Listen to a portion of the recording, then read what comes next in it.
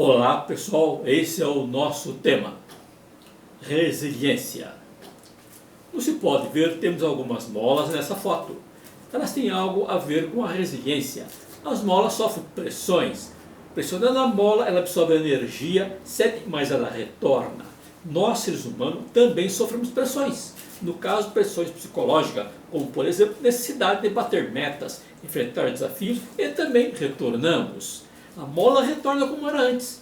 Nós sofremos pressões e retornamos diferente, para melhor ou para pior. Ou seja, após um desafio estressante, nunca mais voltamos como era antes. Essa realidade é confirmada pelo gênio Albert Einstein.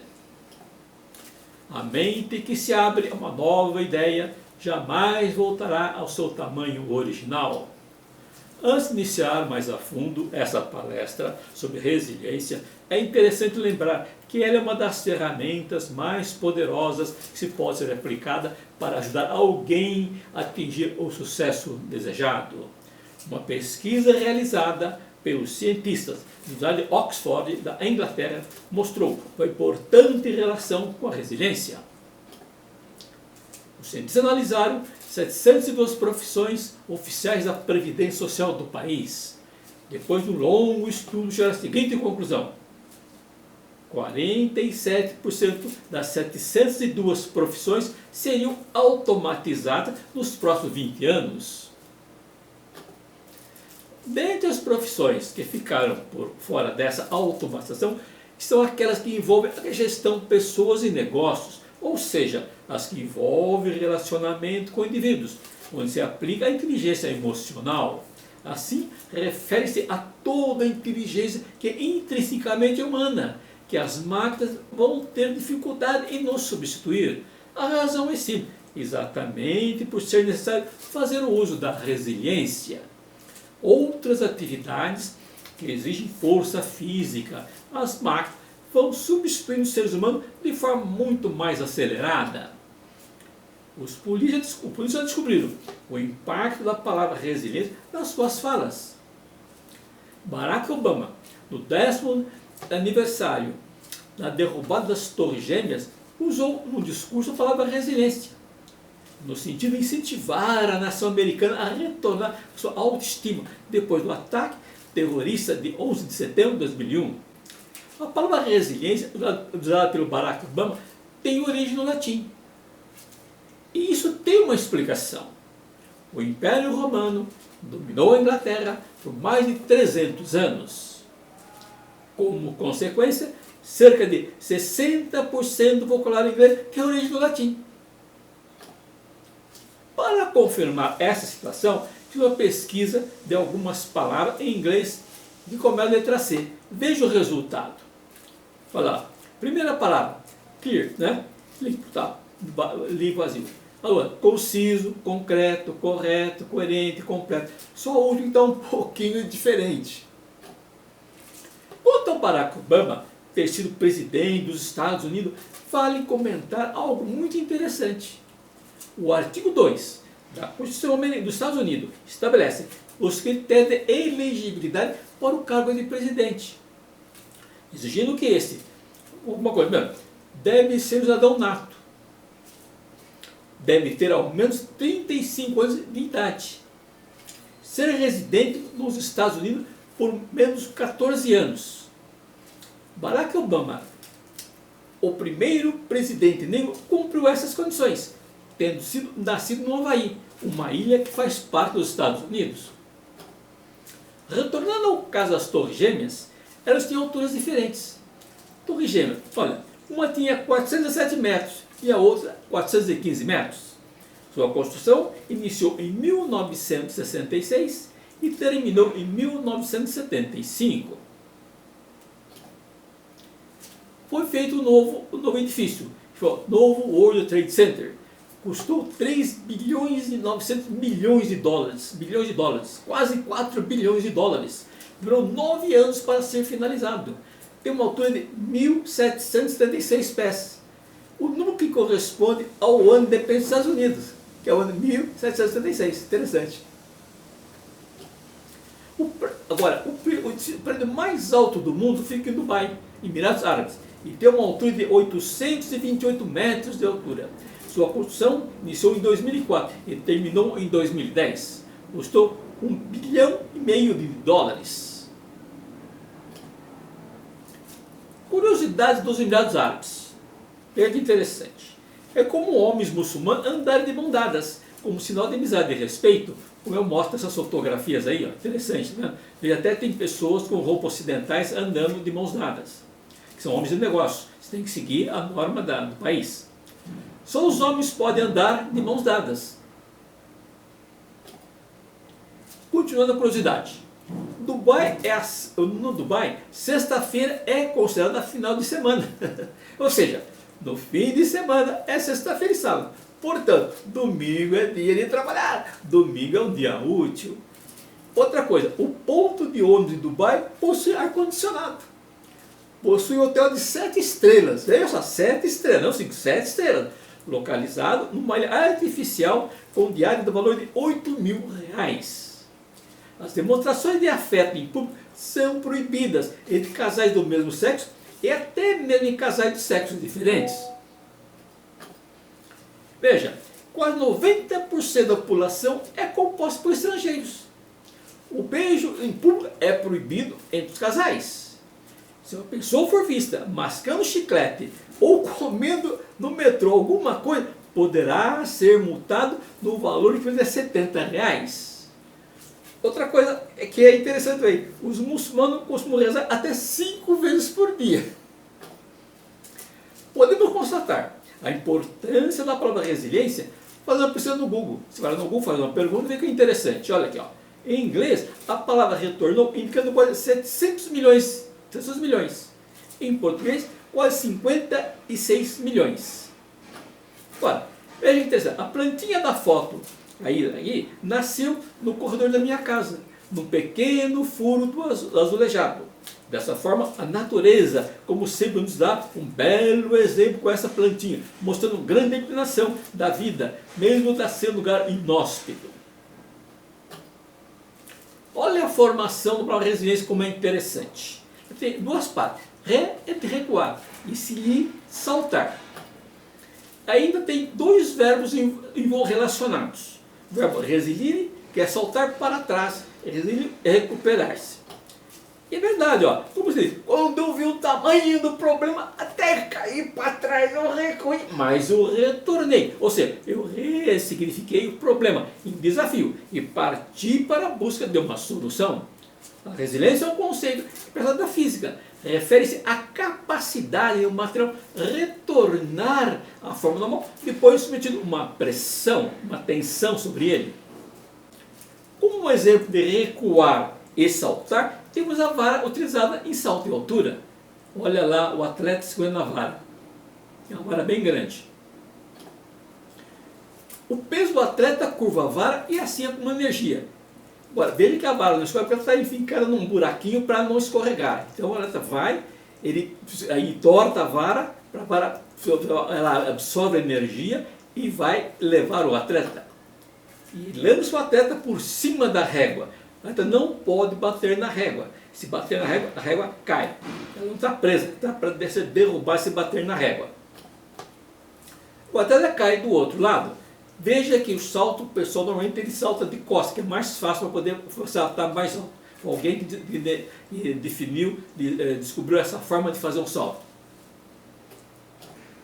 Em seguida, a vara retorna à superfície interior. Veja que a vara agora está reta, porque ela descarregou a energia que estava tendo. Feita essa introdução, podemos dizer que a resiliência é a capacidade de adaptar-se para enfrentar situações diversas e recuperar-se rapidamente do estresse resultante da empreitada. Para deixar mais claro os aspectos que envolvem o termo resiliência, vamos conhecer alguns mitos, verdades sobre resiliência. Mito 1. A resiliência significa não sentir estresse ou tristeza. Olha só. A verdade 1. A resiliência não é sobre eliminar emoções negativas, mas sim sobre aprender a gerenciar e superar as emoções. Mito 2. Algumas pessoas nascem resilientes e outras não. Verdade. De acordo com o estudo de Harvard, a resiliência é inata e aprendida. Ela cresce com a experiência. Mito 3. Resiliência é sinônimo de resistência passiva. Verdade 3. A resiliência envolve abordagem ativa para enfrentar desafios e buscar soluções, em vez de simplesmente suportar dificuldades sem ação. Conclusão sobre os mitos da verdade. Resiliência é um processo dinâmico. A capacidade de ser resiliente varia em diferentes situações, diferentes momentos da vida. A resiliência é um desenvolvimento contínuo. A resiliência é cultivada através de práticas, estratégias que reforçam a adaptabilidade e força emocional. A resiliência desempenha um papel crucial em diversos aspectos da nossa vida cotidiana. Sua importância vai além simplesmente de suportar dificuldades. Trata-se de adaptar-se e crescer e prosperar desafios. Apesar de ter algumas definições de resiliência no meu livro e curso sobre esse tema, temos duas palavras-chave que envolvem a palavra resiliência. Olha lá, situação adversa e adaptação. Então, no meu livro ao lado aí. Situação adversa significa problema. Todas as pessoas têm problemas. Problemas fazem parte da vida. Só não tem problemas quem jaz em paz no cemitério. Olha aí, ó. O lado das pessoas que não tem mais problemas, tá certo? Lá. Em peace. Fique em paz. Assim como é verdade que todos nós temos problema, também é importante enfrentar o problema e entender que o problema não é o problema. O problema é como reagimos ante um problema. Como enfrentamos um problema? Que atitude tomamos ante um problema? Essa é a hora certa de enfrentar determinado problema? Estou preparado para enfrentar o problema? Vale a pena investir tempo, esforço e energia na sua solução? Se a situação adversa vem para as árvores, o problema ventania é igual tanto para as árvores normais como para os eucaliptos. No entanto, existe uma grande diferença no comportamento dessas duas árvores. A árvore se adapta, verga, mas não quebra, com o vento até uns 60 km por hora. Depois é problemática, ela vai ter problema mesmo. Já o mesmo acontece com os eucaliptos. As pessoas com pouca resiliência são como os eucaliptos.